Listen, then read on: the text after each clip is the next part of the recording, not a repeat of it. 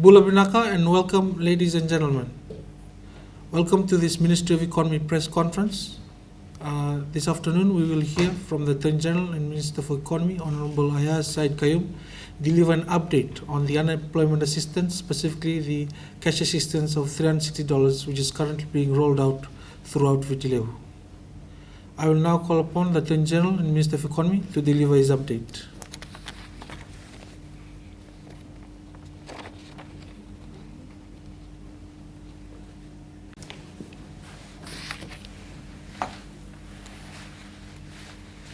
Thank you, Namir, and good evening, ladies and gentlemen. On the 3rd of August, following the presentation of budget and the approval of budget, we announced that the 360 unemployment assistance would be put into effect. The applications, as we had announced, came into effect, opened up on the 9th of August at 9 a.m. and closed on the 11th of August at 5 p.m. So we had 3 full days where people could make various applications. And we had also said that the payments for the unemployment benefits would commence today, which is the 23rd of August. However, as you all know, in fact, we are way ahead of schedule. We started payments on the 19th of August, which is last week on Thursday. And already we've been paying out for the past 4 to 5 days. In the one of the conditions, of course, was that people who were eligible were on the island of Viti Levu, both from the informal and the formal sector, and those people who were in the formal sector outside of Viti Levu. You had to, of course, also have your first jab of the COVID-19 vaccine to be eligible to receive the 360 if you met the other 2 or 3 key criteria. So far, as of today, we've already paid out $83.8 million to 232,893 Fijians.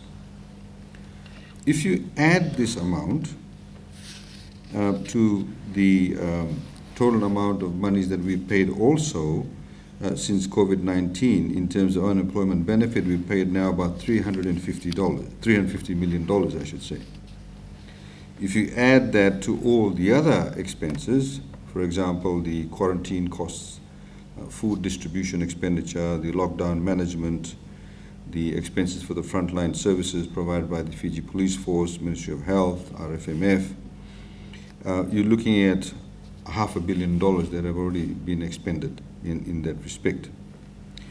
Of the $360 unemployment assistance, as announced in Parliament last week, we received around 345,000 applications.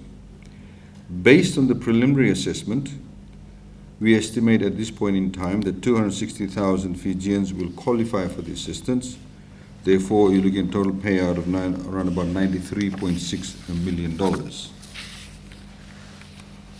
In the preliminary assessment, about 85,000 applications were declined because those who applied were either employed or were civil servants, or those who were already another type of government assistance, whether it's TELS or toppers allowances, living allowances, social welfare recipients, or those, for example, who applied through multiple SIM cards, and we were able to pick this up through the mobile phone companies. As also announced in Parliament, what we have said, that as also said over the weekend by the Honourable Prime Minister in his vernacular program too, that those people who applied during the period of the application between 9 August and 11 August, if they had applied but had not received their vaccine, we are giving them an opportunity to get their first dose by this Friday, because the applications are already in the system and they applied in the official opening period from 9 to 11 August. And if by this Friday they get vaccinated, the teams will be able to verify their vaccination records through the Ministry of Health and Digital Fiji team, and they will then be paid out the $360. So we've in fact also found a number of people, for example, who made some mistakes, whether it was in the, one or two numbers out of place in the BRN number, or whether it was their text number, and the teams have gone back to them and helped them rectify any of those mistakes that they have made. And therefore, of course, we've tried to help them to obviously access the $360. There have been a group of people who, for example, when we've checked their records, just a small number of people, when we've checked their records, it showed that they had in fact not received their first dose. So we have a standard operating procedure with a team. There's a team that's been set up even before this particular exercise that's made up of the PS of Civil Service, PS Health, PS Communications, and the PS from the Prime Minister's Office, where any such anomalies or lapses are being addressed through a team of people in terms of, again, going back and verifying all the records. As you know, that there has been some people who have tried to sell fake vaccine cards.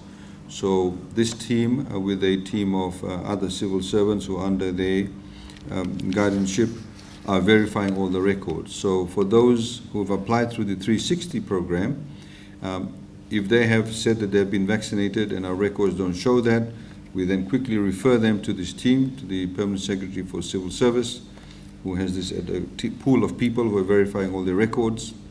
And once that is done and it's been proven that they actually have received the vaccine, but somehow or the other they did not register properly, or there were some lapses, then the 360 is also then paid out to them. So we urge those people that if you have in fact been vaccinated or have received the first dose and you have not received the 360, please bear with us. We're carrying out the verification process. And of course, if you have received the first dose, you will get the 360 paid out to you. We know because, everybody is expecting the payments today. Because the commencement of the payment time.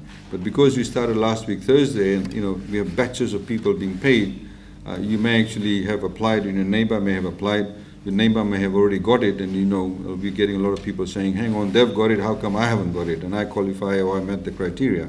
So please be patient, you'll get paid. I've had people who've sent me messages last week Friday saying, why haven't I got it? And then on Saturday afternoon saying, thank you very much, I've got it. You just have to be slightly patient, because if you've met the criteria, then of course you will in fact get the 360.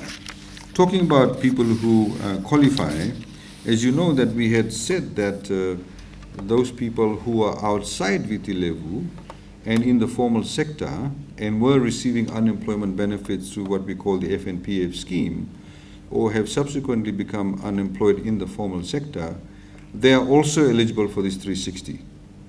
But they need to apply through the FNPF, and we will pay through FNPF the 360 to them. It makes it easier for us to be able to verify the records. As you also know that we had said that those people in the informal sector, outside Viti-Levu, they are not eligible, because as you know that for example, the curfew hours outside Viti-Levu is much shorter. From the assessment that we've carried out, the informal sector has not been as badly affected as the informal sector in Viti-Levu, which has had severe lockdowns. So that's why the informal sector at this point in time, given the economic conditions, have not been part of this 360 program. Unfortunately, even though there was so much publicity around it, we still had people from Vanua-Levu who applied, or even other parts of outside Viti-Levu. That of course there is no problems in knowing where they've applied from. So the phone companies are able to tell us very quickly that this application is actually from somebody who's outside of Viti-Levu. Digicel, unfortunately, for a couple of days, had a bit of a lapse in the technical system. They've already issued a press release to that effect, where Digicel was not able to pick up the geographical location of those applicants. And as a result of that, we've had about 1,867 Digicel customers who received the payment and who were in the informal sector and were paid the money. And as soon as Digicel picked up this error, they've now reversed those payments because those people weren't eligible for it in the first place. So please try and understand that. The people who had applied from Vanuatu or other parts of Fiji, outside Viti Levu, from the informal sector, and who obviously don't meet the criteria, they are not eligible in the first place, so they should not have applied in the first place. Unfortunately, because of Digicel's technical issue, they were paid out, but that's been all reversed.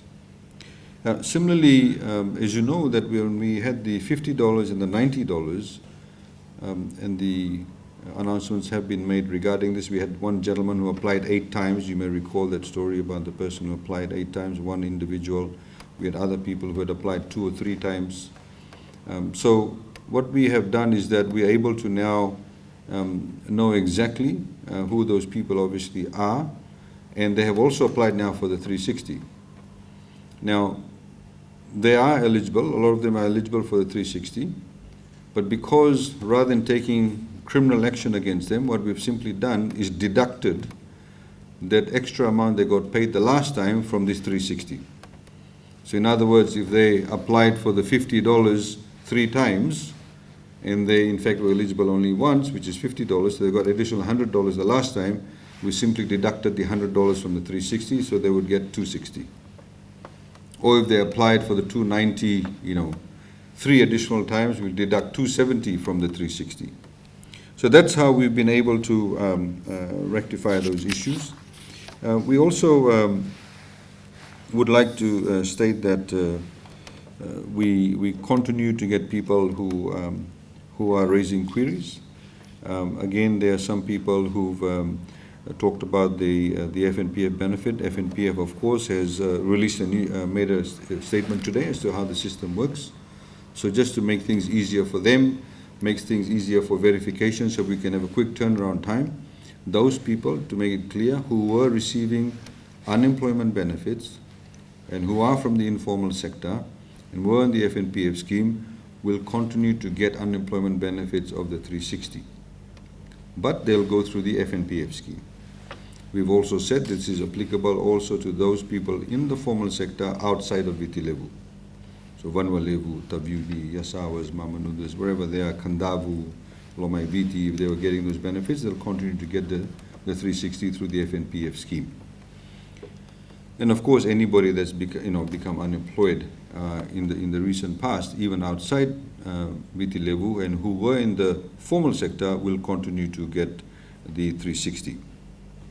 So there are some of the issues. Of course, we've seen a lot of people, in particular from the informal sector, who've sent us messages today saying that they're very pleased with the announcement made by the Honourable Prime Minister yesterday about the slow shift of the curfew hours, because as you know, many people in the informal sector, they, whether they're selling coconuts by the roadside or whether they're selling food, etc., it gives them a bit more hours to be able to get more customers. And I think the announcement made by the Honourable Prime Minister is of course, incentivizing a lot of people. People are now saying, okay, let's hope we get to 50% really quickly for the second dose so we can have the curfew hours up to 8 p.m. Even taxi drivers, etc., are quite happy about that, and I'm sure most of you are also happy about that too. So there were the comments that I wanted to make in respect of the 360. We were asked about the second round of 360. As you know, that we had made the announcement in Parliament about the second round of 360. In order to qualify for the second round of the 360, you have to be fully vaccinated, in other words, have 2 doses, and that was by the 31st of October. We are currently at this stage looking at opening the application period a bit earlier than the 31st of October. In fact, we have already had people who applied in this round who were doubly vaccinated, or who were fully vaccinated, I should say, who received both the doses. So a lot of people already have the 2 doses. But there are some, of course, who haven't. We saw a bit of a rush when the application period opened up for people who went off and got their first dose. So we'll announce the specific dates for that, and we hope to start making the payments for the second round in at least beginning the 1st of November. In the first week of November, I should say. We understand also there's Diwali on the 4th of November. So if we're able to get the application a bit earlier, a lot of people will be able to meet some of their expenses regarding Diwali and, of course, any other expenses they may need to meet. So those are some of the comments I'd like to make in respect to that. If you have any questions, please feel free to ask any questions regarding that. But we did want to clarify, because we know there's been some issues raised regarding the informal and informal sector in Vanuatu. We've also had some issues that were raised about those people who had to have their cash, taken out of their MyCash accounts, because in fact they were from Vanuatu. So we thought before there is any misinformation printed by any of you or published by any of you, we give the clarification regarding that. And we're also very grateful actually for the mobile phone companies, both Digicel and Vodafone. Of course, some of these technical glitches do happen, and we'd like to thank Digicel for coming forward and in taking responsibility for it, because both the phone companies have been great partners. It has made things very, very easy for people to be able to not just access funds, but to be able to go and buy goods and indeed pay for services through these money wallets. And it's made it a lot easier for them too, and also for the shops, etc. And as part of that, as you know, we've announced in the budget that we're providing funding for those shops who don't have MyCash or who don't have M-Pesa, that will pay for the first 2 years for them, any fees that's involved, for them to be able to adopt MyCash and M-Pesa, because we want more and more shops and outlets around to have money wallet facilities available to make it a lot easier for ordinary Fijians to be able to access those types of services from there too. We've also seen the uptake on VT Card 2, and government together with the Reserve Bank of Fiji has also provided has also catered to pay for the costs involved in putting up your business, your products, your services on VT Card 2, and we see a lot of people taking advantage of it through the unemployment benefits that have been paid through the money wallets. So thank you very much, and please feel free to ask any questions. Clarify whether people, recipients rather, of the $360 cash assistance will have to pay for the M-Pesa withdrawal fee. And the question is, would you be able to comment on some people who have just recently received the assistance? The first thing they went out to buy was liquor, and I understand you've made it clear that it's up to them how they spend their money, but we're living in such a hard times. Just your comment regarding that.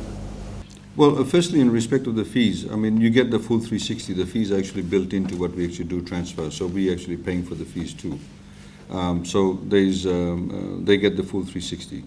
In respect of how people spend their money, as we've said, there are two critical values and principles that's involved in this unemployment benefit rollout. The first one, of course, is that we expect people to make honest applications.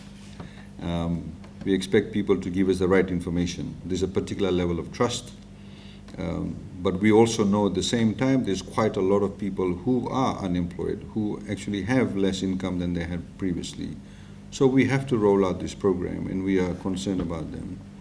Those people who have made dishonest applications, they will finally get caught out. And of course, as we have seen already, we've in fact had some people who sent us messages saying, I want to withdraw my application because somebody may have actually found out, other people have given information that this person is working, is pretending that he or she does not work or does not have an income. When you talk about the informal sector, really, I mean, there's a lot of people who may actually have been, prior to COVID-19, simply staying at home, right? And maybe one of the spouse or the children are working, but they're simply staying at home. Now some of them are applying and saying, I had a small little business, informal sector.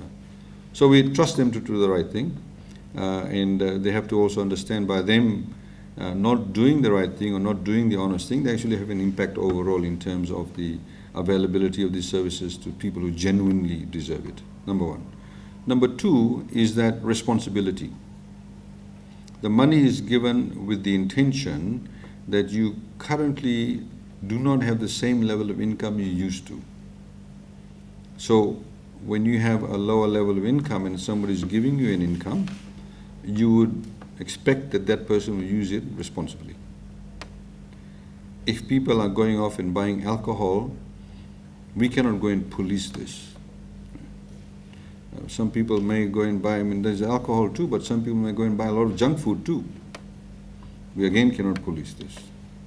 So there's a particular level of responsibility, and we hope that they, use that money wisely. We know at the same time there's thousands of people who've actually used that money to pay for the electricity bills.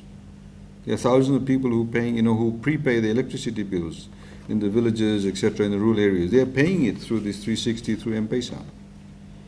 So there are a lot of people making good use of it. Of course, sometimes we tend to focus only on the people who are misusing it. But we believe that the vast majority of people who have received this 360 have actually used it responsibly. And the vast majority of people who have actually applied are doing it honestly. And the vast majority of people who have received it are actually appreciative of the fact that they have actually received this $360.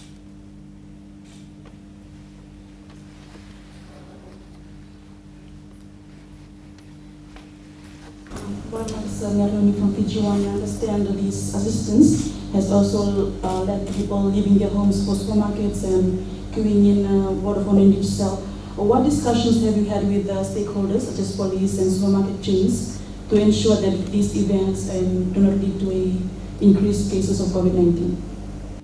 Well, the supermarkets that are open have to operate under various protocol, as you know. I mean, if you go down here to Extra, you don't just go in. Just because you got a 360 doesn't mean you're going to anyhow go into the supermarket. The supermarket has protocols. You have to use the QR code, you have to queue up, etc. You still have to be masked. So the 360 does not in any way mean that you breach all the other health measures. So I think the question is a bit trite to ask that. In respect of people queuing up, again, the social distancing, the health protocols need to be followed.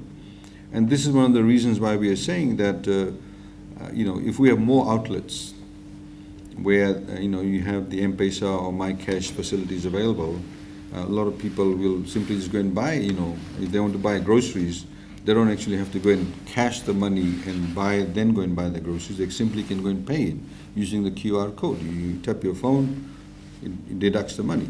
That's all you have to do. There are some people, of course, we've seen that who like the idea of the cash in the hand, even though they'll do exactly what I've just said. They'll withdraw the cash to buy, groceries from the supermarket that already has the M-Pesa QR code or MyCash facility available. They won't do that. But we've seen now that there are more and more people who are actually not necessarily withdrawing the cash, but going and paying for goods and services directly using the M-Pesa facilities. Electricity bill is a classic example. Okay, any other questions?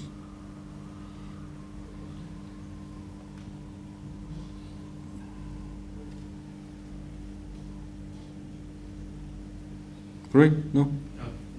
Okay, great. Thank you, Naka.